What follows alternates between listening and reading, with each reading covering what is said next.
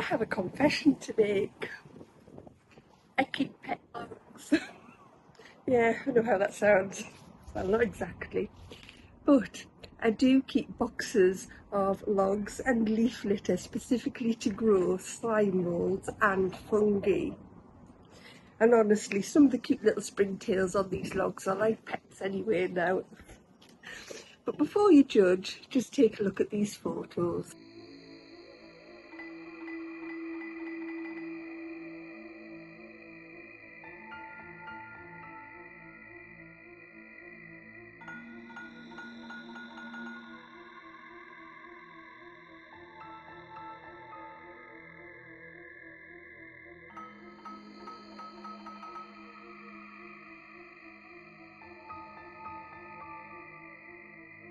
We have tiny glowing fungi, alien-looking slime moulds, minute forests growing across bark and moss, strange microscopic creatures wandering through the debris like giants in some fantasy landscape. Recently, these little boxes gave me the perfect opportunity to compare two completely different ultra macro photography setups against each other. One setup was fast, lightweight and easy. The other bulky, awkward and slow. But the final images completely surprised me. So in this video I want to show you how I create and maintain these moist chambers, the incredible miniature life growing inside them, and why my Olympus OM-1 and Sony A7iii gave me such dramatically different focus stacking results. Because honestly, I'm still trying to figure some of this out myself. So why did I start keeping moist slime chambers? As many of you already know, my health limits how much I can get outdoors these days. And I really miss it. I miss wandering through the woodlands searching for fungi, lying down amongst the moss and noticing tiny details that most people walk straight past. Nature has always been one of the things that calms my mind and sparks my curiosity. So over time, I started bringing little pieces of that world home with me, like a fallen branch, a pine cone, some damp leaf litter, bits of bark and tiny decaying logs. At first, I simply wanted to observe what might appear over time, but then I discovered that people were creating slime mould chambers, which are humid containers designed to encourage fungi and slime mould growth. And naturally, I had to try that myself. And honestly, opening these boxes never stops feeling that little bit magical, because every time I look inside, there's a possibility of discovering something completely new. From tiny mushrooms no bigger than a pinhead, bizarre slime mould structures, strange colours, or some terrifying monster-looking creature charging towards me through the magnifying glass, which thankfully usually turns out to be no bigger than about 1 millimetre in size. Thank God for that. Some of them are actually incredibly cute, like the globular springtails, which genuinely look like tiny bouncing cartoon creatures once you magnify them enough. It's like having a miniature alien planet just sitting quietly in a box. And on days when I can't get outdoors, these little ecosystems really do brighten my day. Let me show you one of my larger chambers. Inside are logs, twigs, bark, leaves and other woodland debris collected from just the local woodland and my garden. And I keep them in various containers, like old bird seed tubs, Tupperware boxes, and reptile keeper boxes, which is what this one is. Some of them are fully sealed to keep the humidity high and to prevent any of the tiny inhabitants from escaping and taking over our house. Others allow a small amount of airflow, and interestingly, these often seem to produce better slime mould growth. I keep them in a cool, dark outhouse away from direct sunlight because the moisture is absolutely essential. I don't want them drying out, and I don't want the sunlight getting on them because that would just kill them off. A few times a week, I'd likely spray everything with rainwater rather than tap water. That seems to encourage a much healthier growth. And then comes the fun part, checking the boxes. I usually sit outside with plenty of light and slowly inspect every piece of bark, every twig and every pine cone one by one. A magnifying glass is essential because many of the slime moulds are unbelievably tiny. Mine has a built-in light which makes spotting them a whole lot easier. I also use tweezers or small tongs fairly often because the last thing you want to do after finally finding a beautiful slime mould is accidentally squishing it with your fingers. Some particularly interesting finds get moved into smaller tubs so that I can monitor them a lot more easily over time. And today, this larger chamber contains exactly what I was hoping for. Some green elf cup fungi. These tiny turquoise cups grow on decaying wood and are responsible for the beautiful blue-green staining which was once prized by woodworkers centuries ago. I know a few local spots where this stained wood appears quite regularly, and this particular log was absolutely covered in it. So I brought this branch home because the fungi reliably return year after year. But I do still rotate these logs back outside in our garden periodically because I want them to experience more natural conditions, which I'm hoping will help to encourage irregular growth. And right now, the fungi are thriving. Some of the cups are fully open, while others are only just emerging, which are the perfect subjects for ultra-macro photography. I photographed these first with my Olympus setup. I started with the Olympus OM-1 and the 90mm macro lens because it's such a fast and convenient setup for focus bracketing. Since some of the fungi were only a couple of millimetres across, I also added the 2x teleconverter. But looking back, I suspect that this may have been part of my problem.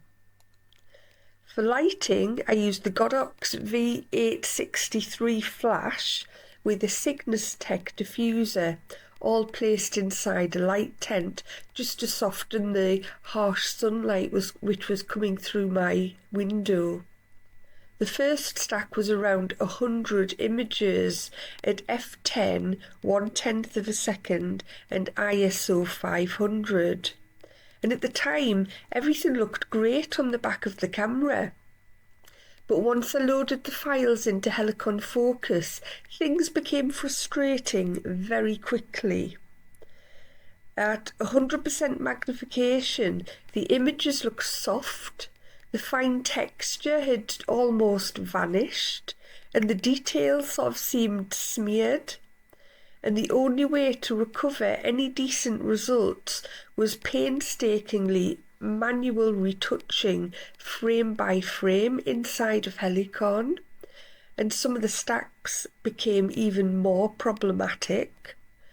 One image required over 400 shots and produced obvious artefacts and strange shadowing around the fungi as well. And this is where I started to question everything. Was the higher ISO causing problems?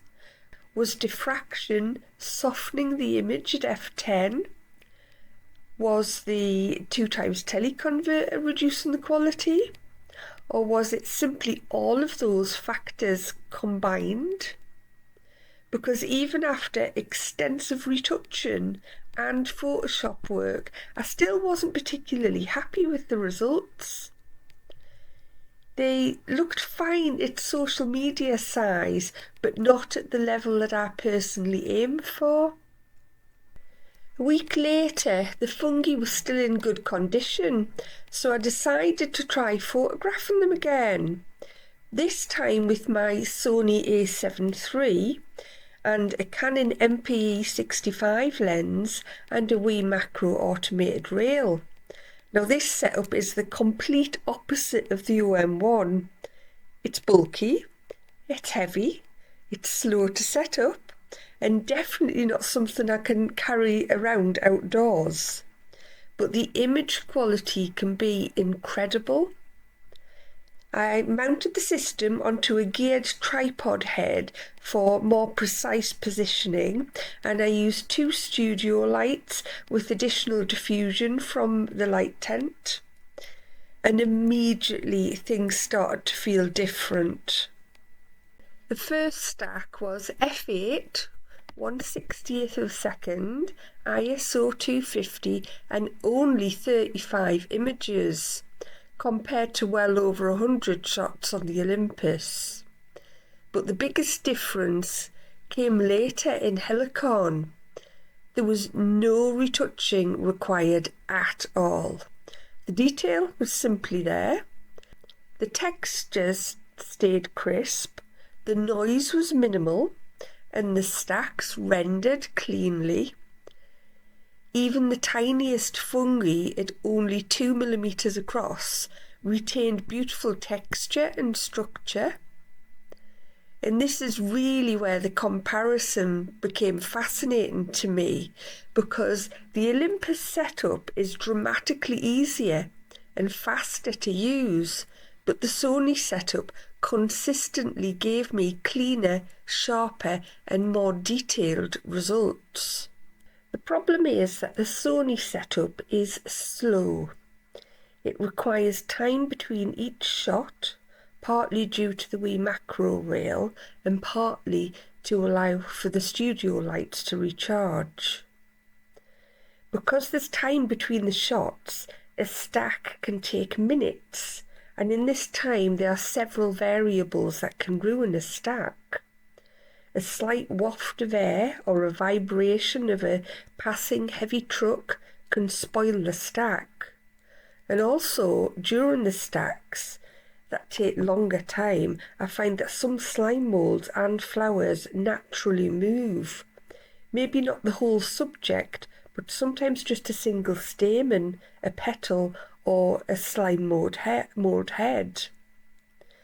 Whilst I photographed 2 slime moulds with the A7iii setup, one of them suddenly started swinging its head around halfway through the stack like it had just discovered a liking for heavy metal music and was headbanging. The other one stayed perfectly still, and you can see the capillitium, a net-like structure which holds the spores in that one. It's released a lot of its spores, but the one on the right has a denser composition as it still has some of its spores intact. That single tiny movement was enough to create stacking problems. This was most likely down to something that I've heard called light fatigue, caused by repeated excessive bright light of the flash. I was able to fix it well enough to share, but it did spoil the stack for me. I find this happens a lot less while taking a speedy stack with the OM-1. A stack of one of these slime moulds previously taken with the OM-1 was fast enough to avoid such movement, but it lacked the clarity when I zoomed right in. I also photographed some tiny things that I found on a cone, and I thought they were slime moulds at first, but on reaching out to the experts, it appears that they might be a type of fungi. They're only 2 to 3 millimeters high. And I am hoping that someone in one of the Facebook fungi groups can assist me with an identification, as I can't find it in any of my books. You can see the results from both setups here, and I prefer the Sony results again. The last subject that I photographed for comparison is another tiny fungi. The first two are taken with the OM-1. It had grown and doubled in size in the following week when I photographed it with the Sony camera. For this set, I found all of them rendered fairly well, given plenty of detail. So for me, this comparison really highlighted the strengths and the weaknesses of both systems. The OM is portable, fast, convenient, and brilliant for field work. The Sony, Canon and WeMacro combo setup is slower, heavier, far more awkward, but capable of stunning image quality with more accuracy as well. So my final thoughts. Honestly, I still don't fully understand why my OM-1 results can vary so dramatically at high magnifications. Is it the diffraction, noise, the small sensor, the teleconverter, or just a combination of everything? Or have I simply been spoiled by the image quality of the Sony A7iii and the MPE 65 combination? I genuinely don't know, and that's why I wanted to make this video, not as some definitive technical review, but as a real-world experiment from someone who spends maybe a little bit too much time peering into damp boxes of leaf litter, searching for tiny alien life forms. And honestly, I wouldn't have it any other way anyway, because these little boxes constantly remind me of how much life exists in places that most people never think to look. Even on difficult days when I can't get outdoors, they still give me that sense of discovery, curiosity and connection with nature that I've always loved. And I think that's probably why I keep coming back to them.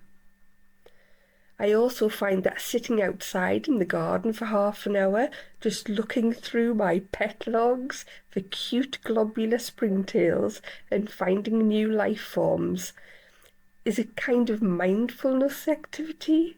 It gives me an easy activity to do while soaking up my daily dose of sunlight. But I'd genuinely love to hear your thoughts, especially if you use the OM-1 for high magnification focus stacking. Do you think this softens diffraction, noise, the teleconverter, or am I missing something obvious? I'm also keen to hear people's results on comparing different focus stacking software with the OM-1. It's something that I'm keen to try out myself. And also, which results do you prefer? This is probably not the last you'll hear about this subject from me.